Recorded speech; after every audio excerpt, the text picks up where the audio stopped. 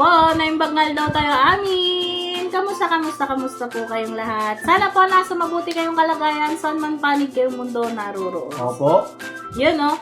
For today's video po ay ayun, babati mo ng iyong kuya dito. Yun po, mapagpalang araw po sa ating minamahal na subscribers at sa ating mga At ng mga viewers. yes po, at saka sa walang sawang sumusuporta po kay Vera and Lito Official. Yes po. Yes po. Yun, so sana mag-iingat po kayo saan man kayo naroroon ngayon at alam naman po natin, hindi naman din sa ating kalaman na napakaraming sakuna ang nangyayari sa ating mundo sa ngayon. Opo. So, eto po at baka mapansin nyo po pala bakit ibang mga damit namin ngayon ng Kuya Lito. Ang Opo. Kuya Lito ay nakapolo at mukhang char. Pogi si Kuya Lito ngayon. So, yan. Galing po kami sa church. Yes po. So, hindi po ako nakapag-edit ng vlog ko na about pagluluto. So, baka bukas ko po yun i-upload. So, ito po muna ngayon all throughout. Meron Yes lang po po. akong sasagutin at magkakamustahan lang po tayo. O yun, no? So, ayun meron lang po kasing concern dito. Hindi ko alam concern to or nagtatanong kasi may pinapasagot po siya sa akin na nakapukaw sa aking atensyon. Yes. So, ang unang, marami po siyang tanong kasi.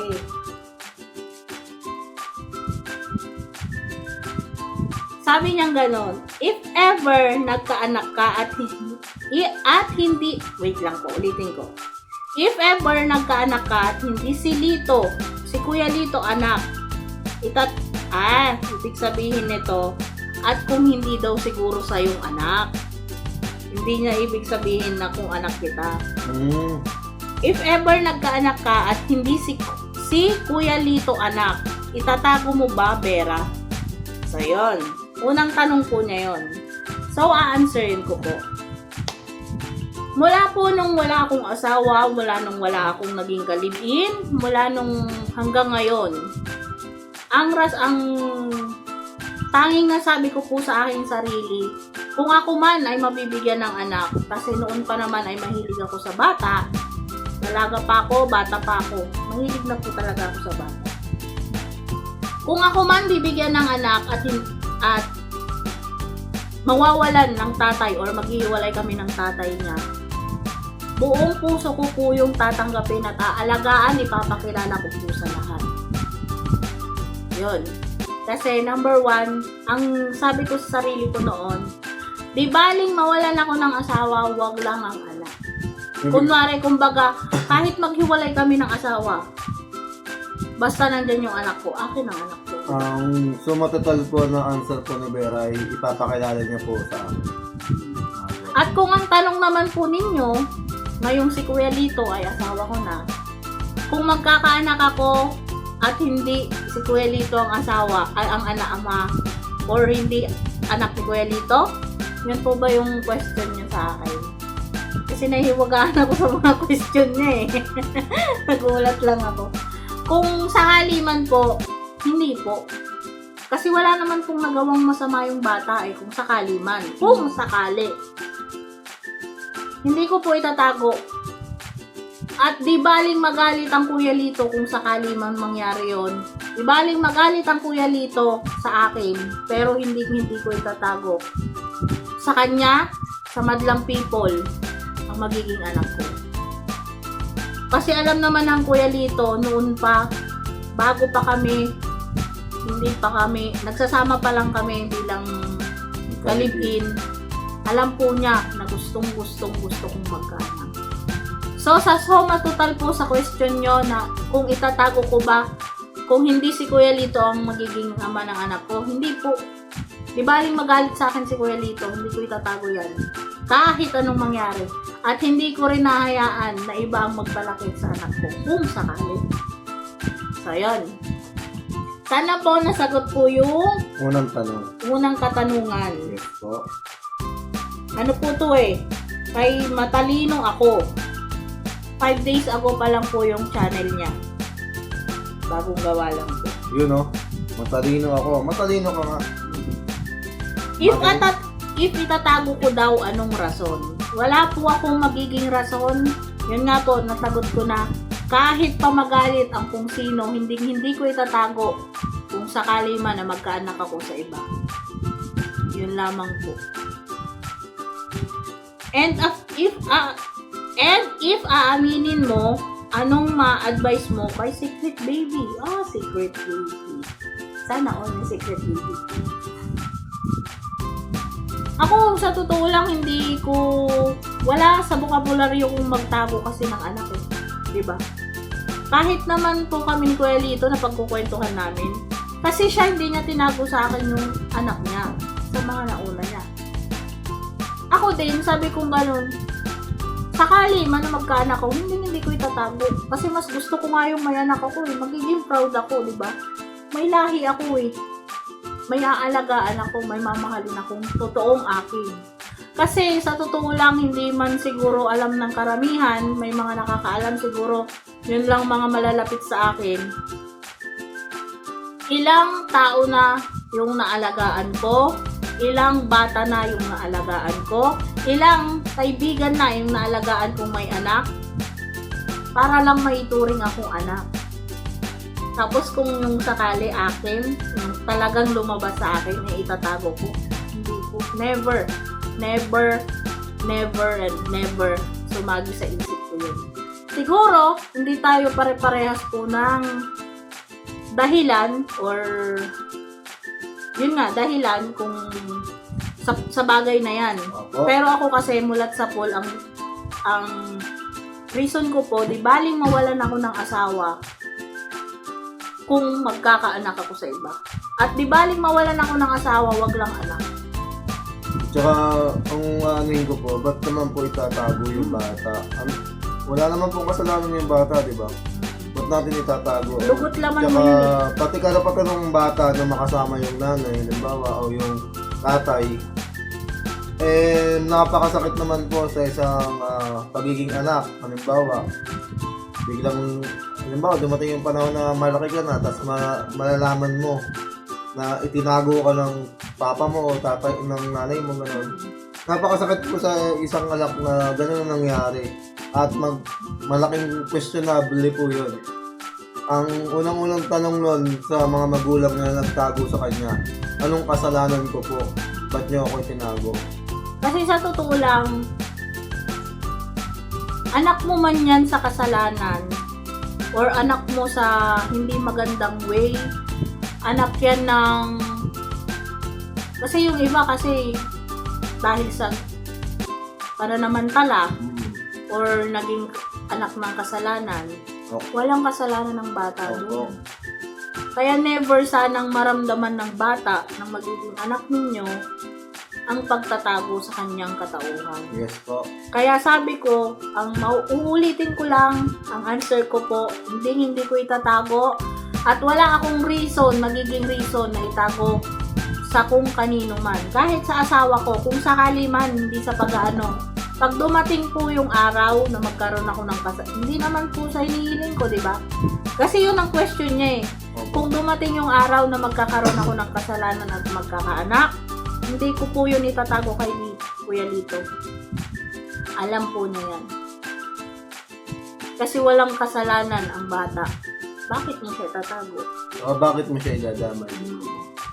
Kasi yun nga po sinasabi ko, kung kayo lumagay sa sitwasyon ng bata, di ba napakasakit po sa inyo? At yung katanungan ng bata, sigurado ako na hindi niyo masasagot. Kundi ang masasabi niya lang sa anak niyo ay patawad anak sa nagawa ko. Kasi ang tatanong niya, ano pong naging kasalanan ko, ba't niyo ako itinago? Bakit po halip na kayo nagpalaki sa akin, ni ibang tao, ibang magulang pa yung nagpalaki sa akin, di ba po? Hindi niyo masasagot yun. Walang tamang sagot doon. Tsaka kundi patawad. Kumbaga may sa bata yun. Nandito lagi yun sa isip mo. Yes. Kahit man bumawi ka, pag malaki na yung anak mo, hindi na yun mabubura eh. Iniwan mo na siya, tinago mo na siya. Kaya dapat, ewan ko lang, pinagpipray ko sa mga nagiging magulang. Ewan ko lang, kasi syempre wala pa naman akong anak talaga. Pero ito yung talagang batayan ko sa pagiging magiging magulang kung sakali mang magkakaroon. Wag ninyong hayaan na magtanim sa inyo ng sama ng loob sa pamamagitan ng mga ganun. Yung itatago or itatakwil or sasabihin. Yung iba kasi, minamasama nila kung galing sa, andun tayo siguro masakit kasi wala naman tayo sa sitwasyon nila, di ba? Ito yung opinion ko lang din. Wala tayo sa naging posisyon ng isang tao kung sakali man yung anak niya ay nakuha sa Pagkakasala. hindi sa yung iba kasi nagagahasa yun yung ano ko, pero sana andun na yung masakit para sa nanay yung nangyari sa kanyang ganun, pero sana wag Wag itago dadamay o wag idamay. ang magiging Ano? bunga or anak. Sa mga anak naman sa pagkakasala, wag din.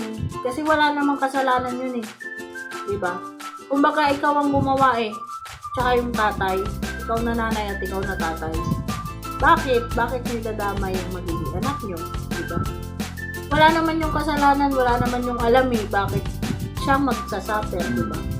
Kaya kung yun ang magiging question nyo po sa akin, kasi siguro na ano lang din, kumbaga concern lang din para sa'yo at sa akin syempre. Kaya naging tanong ni Ma'am Matalino ako or Sir Matalino ako yung mga question na yon. At sana po na-answer ko po yung tanong nyong yun. Opo. Sabi kasi niya sa pamamagitan ng aming YouTube channel. So ibig sabihin siguro niya i-vlog ko. Opo. So ito na po yung answer ko po. Ma'am or Sir, matalino ako. Yun po yung aking sagot sa inyong katanungan. Sana po na-answeran. Hindi ko po itatago yan. Kasalanan ko man, maging anak ko man yun sa kasalanan, maging anak ko man saan yun, na hindi kay Kuya Lito, hindi ko po yun itatago. Alam ng Kuya Lito yan. Yun po. Kahit magalit si Kuya Lito sa akin, hindi ko po itatago yan. Kasi alam ng Kuya Lito kung gaano ko kaano sa mga bata. Hindi ko nga anak, pinapakitaan ko ng maganda yung magiging anak ko pa kaya. Siguro hindi alam ng karamihan or wala pang nakakaalam sa inyo. Kami nga ni Kuya Lito nag-aano ng pamangkin na pwedeng maaruga eh. Sa totoo lang po. Kasi ang gusto, may kukwento lang po ako sa inyo. Isang beses, meron ngang lumapit sa akin eh. 5 na yung, maglilima na, pang-5 na yung nasa tiyan niya ata, na magiging anak nila. Tumawag sa akin yung girl, yung nanay, hindi ko na lang po babanggitin. Yung una muna, kinausap ka ng tatay. Kinausap ako ng tatay. Nakikiusap na alagaan na lang namin ng Kuya Lito yung magiging anak nila. Manganganak na raw next month. Next month na po agad. So, ilang araw, pangalawang araw yata, or pangatlo, basta nasa ganon, wala pa pong isang linggong nakakalipas. Yung nanay naman ang tumawag sa akin. Nakikiusap na, kunin ko na raw yung bata muna. Yun kasi ang sabi, muna. Halagaan ko muna. So, nag-isip ako. Sabi ko, willing akong mag-ampon kung sakali man, kung meron. Pero yung sa way na legal, kasi ayaw ko po, sa totoo lang, sa dami ko nang naalaga kami ni Kuya Lito, alam ng mga kaibigan namin yan. Sa dami ng naalagaan, sa dami ng tumira sa amin, sa dami ng itinuring kong naging anak-anakan, sa dami ng basta, natulungan ko rin na magiging anak sana. Na itinuring ko ng anak. Na ano na po ako, ayoko na. Kasi yung mamahalin mo sila, tas dadating yung araw na kukunin nila sa'yo, yun. Ang masakit po dun, pag kinuha, wala kami magagawa kundi ibigay. Oo, kasi hindi illegal po yun eh. Yung pagkakup-kup namin. O mayroon naman, may mga edad na, may mga isip na. Pag pinagsabihan mo, ikaw ang nagiging masama. Kasi nga, oo, andun tayo, hindi ikaw nanay tatay. Kaya sabi ko kay Kuya Litong, naging sagot ko po, pasensya na, hindi ko matatanggap. Gustuhin ko man, ayoko kasi yung dumating yung araw ulit na kunin ulit sa amin. Kasi syempre, napamahal na sa'yo yun eh. Tinuring mo ng baby mo yun eh. Tapos, ang words pa, alagaan muna. So, ibig sabihin, kukunin pa po. Yes. So, yun, tinanggihan ko po yun. Tapos, yun, sabi ng Kuya Lito, nag-uusap kami na sabi niya, kung sakali man na magkukuha ka ng aalagaan, yung kamag-anak mo na. Kamag-anak mo or kamag-anak ko, gano'n. Sabi ko naman kay Kuya Lito, wag na. Kasi parang gano'n din yung sakit, diba po? Iba po kasi yung sabihing anak mo. Kasi meron kang karapatan sama dito yung anak mo. So yun, na-share ko lang po yung kwento na to kasi umugot ako dun sa question ni Matalino ako eh. Kasi yung parang question niya sa akin, kung itatago ko raw ba kung may anak ako or kung may anak ako na hindi anak ni Lito, na hindi kay Kuya Lito. So doon ko nakuha yung kwento ko. Para lang po makilala rin naman ninyo kami sa pamamagitan ng pagkwento ko po ba. So yun, bukod sa na-answer po yung question sana ni Matalino ako sa akin, ay nakapagkwento po ako ng kapurat. Kasi kapurat pa lang po yun. Yan po yung totoong namin. Pagdating po sa bata, kahit dito po, pumunta po kayo rito sa amin. Tinitira namin ngayon na bago. Paglabas namin dito, or minsan kakatukin nga kami ng mga bata eh. Naglalaro sila dito. Ganun po kasi kami hindi naman sa pagyayabang po ha. Sabihin na naman ng iba yan, nagyayabang ka, ganito, ganyan. Hindi po. Sadyang mabait ako sa bata. Pero, andun yung pag nakikita kong mali, talagang sinasaway ko. Pero kung sa kabaitan lang, kaya ko magpakita ng kabaitan sa bata. Kaya siguro hindi mo maaalis yung kada titirhan namin. Halos andito yung mga bata eh, no? Yan. Alam po ng mga bata dito yan, kung ano kami ng Kuya Lito. Tsaka sa parte naman po sa akin,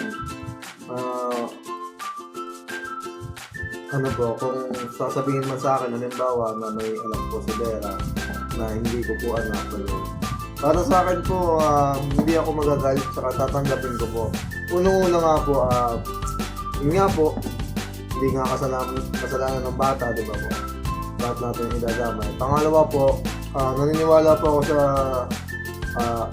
kasabihan na kung yung babaeng mahal mo talaga, yung talagang mahal na mahal mo, kung ano pa man meron siya, kailangan mo din siyang mahalin. Ika nga po, kung may anak siya, di mahalin mo yung bata at saka ituring mong bilang anak din. Ang question niya, Kuya Lito, parang nag-gets ko kasi yung question na niya. Kung paano daw kung magkaanak daw ako, ngayon siguro yung sinasabi ko na hindi sa'yo. Ano daw yung magiging natin yun? Hindi nga, sa matatal, hindi tatago, sasabihin mo sa akin. At sa akin naman, hindi ko naman, tatanggapin ko ng buot, mamahalin ko ng buot. Akala naman po ni Kuya Lito na kahit anong mangyari, di ako naglilibig. Tsaka, pag lang po, naglilihim lang po siya pag may nangungutang sa kanya. Joke lang. Joke lang po yun, joke lang. May nangungutang na walang may pautang. Tsaka, naniniwala ka bang gagawin ko yun? Hindi. Tsaka pati, naniniwala kasi ako kung halimbawa dumating yung ganung sitwasyon. May mga pamilya kang magsasabi sa iyo na wag mong gawin yun kung sakasakali. Kasi alam ko rin yung mga pamilya mo na ayaw din na maglilihim ka sa akin dahil sa, siyempre, sa magandang samahan din ng mag-asawa, di ba? Tsaka yun nga po, maraming salamat po ulit. Tatas puso po ako at hindi po ako magsasawang magpasalamat sa mga magulang at kapatid ni Vera po. Yun po, dahil sa buong pagtanggap niyo po sa akin at sa magandang pakikisama at pagtingin po. At syempre, ganun din naman sa pamilya ni Lito. Maraming salamat din po sa lahat ng suporta niyo. Yun. Thank you very much po. Yun po, sana Miss or Mr. Matalino ay Nasagot po namin yung talong question nyo. At kung ano man po yung inyong mga katanungan na pwedeng tanungin sa amin ni Kuya Lito, wag lang po mat daw. O hindi, pag mat, pwede yan. May calculator naman po. Charot. Ganon. Hindi po, pwede po kayong mag-comment dyan kung ano man po yung kung gusto nyo maging advice sa amin or ni Kuya Lito, kung ano man yung maging gusto nyong katanungan sa amin or ni Kuya Lito, andito lamang po kami, handa pong magbigay sa inyo ng kasagutan at syempre, kung may gusto rin pong magtanong ng mga about experience namin ni Kuya Lito, syempre, lalo na sa'yo, di ba ni? Maraming ano ba, nagko-question kung ano mo, garnern, yan, gets na po ng mga ano natin yan. So, yan, pwede po kayo free to comment po, mag-comment po kayo dyan. At ito lang po ang masasabi ko, pag na-heart ko po yung mga comment nyo, ibig sabihin po ay nabasa ko. Pero pag hindi ko po na-heart, pasensya na po kayo, baka nalagpasan or hindi ko po nabasa. Kaya wag po sana kayong magtatampo, wag kayong magagalit sa inyong lingkod na si Ate Vera. Syempre, hindi lang naman po ito yung aking tinututukan ngayon. May mga tinututukan din akong pag-affiliate. Tinututukan ko rin po yung mga paninda namin ni Kuya Lito na syempre, may pagkakataon din pumupunta ako sa palengke ni Kuya na tinutulungan ng Kuya Lito. May pagkakataon ding ulit sa palengke na pinagtitindahan ko, hindi tinutulungan. Oo. Sa palengke na pinagtitindahan ni Kuya Lito, may pagkakataon din pumupunta ako doon para tulungan siya. Yun. Siguro sa mga susunod na araw, i-vlog ko rin yun para makita nyo rin po. Opo. At syempre, yung may oras din na gawain ko dito sa bahay. Syempre, yun po yung ating priority, ang ating pagluluto po, ang ating pagkukontent. Yun. Kung alam nyo lang kung ano yung ikot at utak na umiikot sa utak ni Ate Vera at ginagawa ni Ate Vera ngayon at kadalasan po kasi ay masama yung aking pakiramdam. So, yun. At siyempre, yung pag-aasikaso mo rin sa akin. Siyempre, hindi yun mawawala kahit sino namang asawa dyan. Inaasikaso naman siguro yung mga asawa nila. Siyempre, ano yun nandun na yun, talagang pag-asawa mo, asikasuhin mo kahit wala yung kapansanan. Yun, gusto ko lang po palang idugtong. Kasi, eto na, nandito na tayo. Meron pang isang question pala. Bakit daw, pero hindi ko alam kung mahanap ko mamaya, ipapatch ko dyan. Bakit daw pinagtitiisan kita sa ganyang kalagayan mo? So yun, sasagutin ko na rin po sa madali ang sagot. Ito po ang dahilan. Si Kuya Lito po ay may kapansanan. Kita nyo naman. Oo, andun yung kapansanan niya. Bakit ko siya pinagtsatsagaan? Siguro ang question nyo sa akin ay napakaganda at ito ay masasagot ko sa ngayon. Hindi sa pinagtsatsagaan Kasi kung wala kang pagmamahal, hindi ka magtsatsaga sa isang tao. Unang-una yun. Pangalawa, bakit ko pinagtsatsagaan si Kuya Lito? Kasi kahit ganito si Kuya Lito na may kapansanan, kaya po niyang maghanap buhay. Kaya niyang umanap ng paraan. Na kahit may sakit ako, kahit nakahiga ako dyan, kahit di ako makakilos, ay humahanap siya ng paraan para makakain po kami. Sukdulan nga pong kaya niyang mamalimos para lang po may pagkuhanan kami. Yung iba nga po dyan may paat kamay lalaki ng katawan. Inaalagaan pa rin kayo, minamahal kayo ng inyong asawa. Kahit na nandyang lasinggero lang kayo, andyang may mga bisyo kayo, andyang nagbubugbog kayo. Bakit? Kasi mahal po kayo ng asawa ng babae. Pinagtitiisan po nila yon. Ito pa kaya, na hindi ako kayang bugbugin, diba po? Hindi po ako galit. tumataas lang po yung boses ko. Hindi kasi tumataas, high pitch talaga ako. Kaya, sana na masagot din yun. Yun yung dahilan ko. Yun yung reason ko kung bakit ko pinagtsatsagaan. Yung term kasi niya, pinagtsatsagaan daw eh. So yun, kung hindi mo mahal ang isang tao, hindi mo pagtsatsagaan, di ba po? Opo. Kaya kahit sana sa inyong mga manonood na sinasabi noon pa na tanga ako, ganito, ganyan. Sana makita nyo rin po yung na yon, yung way or reason na yon, na yung iba nga lasinggero, di ba? Yung iba nga walang ginawa kundi bugbugin yung asawa pagkatapos uminom. Kung walang Pambisyo. Yung iba humihit-hit, hindi alam nga ng asawang babae. Pagkatapos bubugbugin siya. Nagtsatsagaan pa rin siya kasi mahal niya. Ako pa kaya, andong nagkabisyo siya nun eh. Diba ni? Nagkaroon ka ng bisyong pagsusugal. Pero kaya mong itigil yon kung gusto mo. Ayan. Kinaya mo, diba? Sana tuloy-tuloy. Ang pag-iinom naman po, oo, dati nakakapag-inom siya. Pero, Hindi naman po kasi yung... hindi man lagi. Yun nga araw-araw di yan pinagtsatsagaan eh. Yung tuwing hapon nga dyan pinagtsatsagaan eh. May reason lahat ng tao bakit pinagtsatsagaan. So yun po yung aking paliwanag. Maiksi lang yung paliwanag ko dun eh. Kung hindi mo mahal, hindi mo pagtsatsagaan. Yes. So yan lang po. Sana nasagot ko yung mga tanong nyo. At sana kung may mga yun nga, nasabi ko na sa kanina, hindi ko na uulitin para hindi naman kayo ma-visit at hindi nyo sabihin paulit-ulit ako. So, maraming salamat po at sana po kung may mga question po kayo, link to comment section. Yes po. So, hanggang dito na lamang po ang aming vlog. Sana po patuloy nyo pa rin po kaming suportahan. Salamat po sa inyong pagmamahal lagi. Maraming salamat din po dahil hindi nyo po kami iniiwan. Yes po. Maraming salamat din po sa patuloy na niniwala sa amin. Yes po. Yan. Maraming salamat po. Hanggang dito na lang. God bless po. See you next vlog po. Bye! God bless us all. Yes po.